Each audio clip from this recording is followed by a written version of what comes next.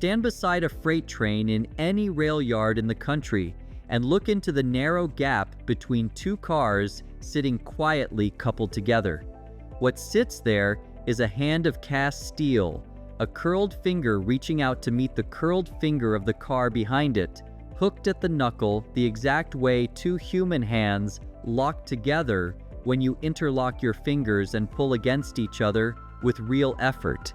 Every coupler on that train is shaped the same way, on every single car, for the entire length of the consist, all the way back to the caboose or the final loaded hopper sitting at the rear.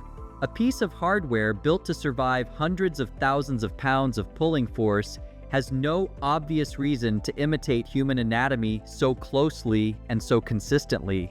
So why does it? Let's get into it right here on Secrets of Simple Things.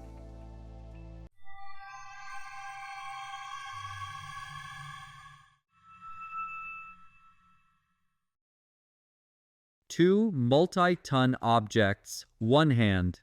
Joining one freight car to the next sounds like a simple task until you actually consider the weight involved, thousands of tons pulling against thousands of tons, all held together at a handful of narrow connection points running the entire length of the train.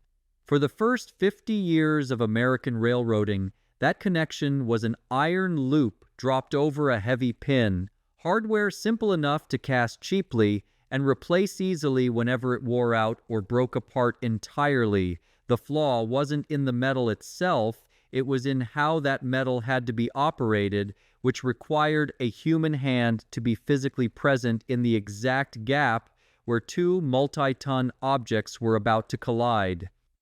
The grip that came by accident. It did not begin with an engineer sitting at a drafting table somewhere in a company office. It began with a brakeman standing in the gap between two freight cars, holding an iron link steady in one hand and a heavy pin ready in the other, while a locomotive shoved several tons of loaded boxcar directly toward his chest at walking speed. He had to guide the link into the pocket of the oncoming drawhead and drop the pin at the exact instant the two faces met, with no margin at all for hesitation or bad footing. Judge that timing wrong, and the iron took his fingers. Judge it badly enough, and it took considerably more than that from him. Missing fingers became so common among experienced railroad workers that yardmasters actually used them as an informal hiring test on the spot. A man who walked in with a complete, undamaged hand was almost certainly a beginner, and a beginner working a Lincoln pin was a hazard to everyone standing anywhere near him on the job. Eli Janney was working as a dry goods clerk in Alexandria, Virginia in the years after the Civil War, watching the injuries the rail yards nearby kept producing week after week without much comment from anyone. He had no training in mechanical engineering whatsoever, no formal schooling in the trade at all. Sitting at his work one ordinary day, he hooked the fingers of his two hands together, bent at the knuckle, and studied what he'd made without meaning to make anything at all. The grip held firm under tension and came apart instantly the moment either hand relaxed. He began carving the idea out of a block of wood on his lunch breaks, whittling one version after another until a small wooden model finally did exactly what his own fingers had done a moment earlier without any real effort. Unable to draw the mechanism himself, Janney paid a local draftsman to put the wooden model onto paper, and in 1873, the patent office granted him patent number 138,405 for the design he'd whittled by hand. Early trials on a small Virginia short line, and then on passenger cars belonging to another railroad shortly afterward, proved the coupler actually worked the way his own hands had suggested it would, closing automatically the instant two cars came together with no one standing between them at the exact moment of impact anymore. 3 problems, 1 shape. So what exactly does interlocking your fingers have in common with holding together a train that weighs thousands of tons? Look closely at the casting, and the two curled fingers don't close into fists the way you might naturally expect them to. They stay open, hooked at the second joint, exactly the way your own hands sit when you lace your fingers together and pull against each other with real force behind it. That specific geometry solves three separate problems at once, all from the exact same basic shape repeated over and over. Pulling force drives the two knuckles deeper into each other instead of prying them apart, which means the harder the train pulls, the tighter the grip becomes instead of looser, the opposite of what you might naturally assume watching from outside. Only one of the two knuckles needs to be open for a coupling to happen, so a crew never has to prepare both cars in advance before pushing them together on the track. And because a curled finger has real depth built into it, the two curved faces can still find each other and lock even when one car sits an inch or two higher than its neighbor, something that happens constantly across a fleet of mismatched, unevenly loaded rolling stock running on imperfect track day after day. The resemblance to a hand runs considerably deeper than a passing visual comparison, too. The engineers who inherited Janney's design kept the anatomical language right alongside the shape itself, generation after generation. A modern coupler still has a knuckle, a throat, a nose, and a tail, and the foundry pattern that shapes the hollow interior of the casting is called the finger core to this very day, in shop manuals printed decades after Janney himself died. More than a century and a half after a dry goods clerk in Virginia laced his own hands together at a workbench on an ordinary afternoon, foundries still describe the part using the exact language of human anatomy, not as decoration or marketing, but because nobody working the trade ever found a clearer way to talk about it. The shape stayed, the metal didn't.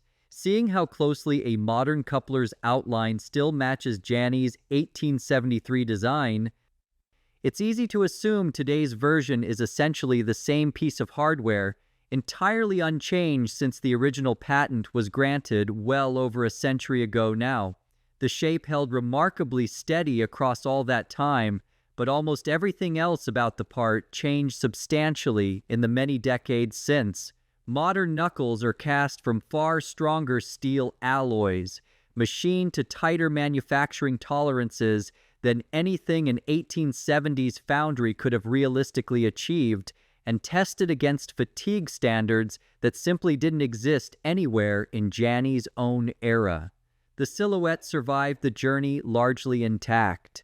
The metal behind that silhouette very much did not stay the same. It's also tempting to assume a design this genuinely effective would have been adopted almost immediately once railroads actually saw it working, but a coupler that performed beautifully on one railroad was still useless if it couldn't physically connect to a car owned by a completely different company.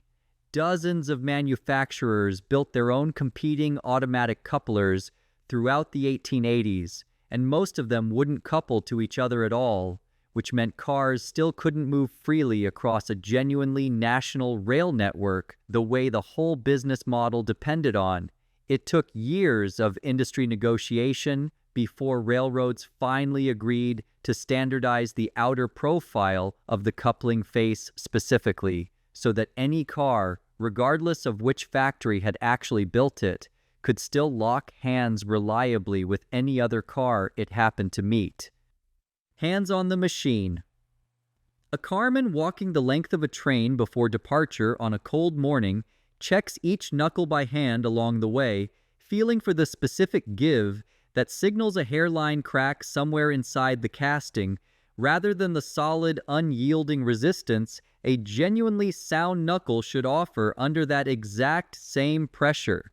Deep into a long freight run over rough mountain track late at night, a knuckle finally gives way under strain exactly as it was quietly designed to do, the deliberate weakest point built into the entire train on purpose, and a crew member walks a heavy 80-pound replacement back along dozens of cars in whatever weather the night happens to provide that particular shift. A new hire at a switching yard, learns the hand signal for a coupling in progress on his first week. One flat palm pushed slowly forward and held there, a signal crews have used since long before radios existed and still fall back on the instant static or a dead battery takes the radio out of the equation entirely.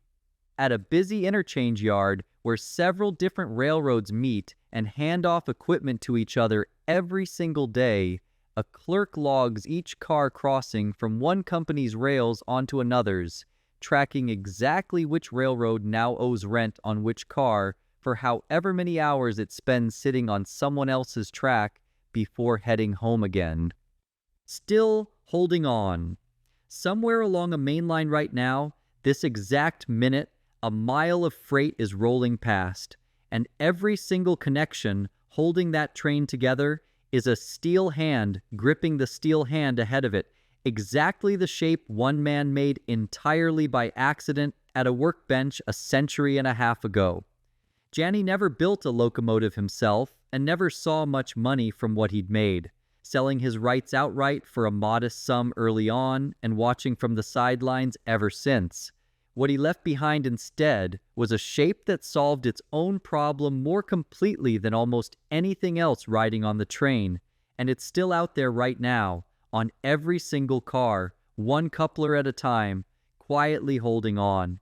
If this changed the way you look at a passing freight train, let us know in the comments below what you want us to explore next in a future video. We might even make it our next episode. Thanks so much for watching. History often hides in the smallest details.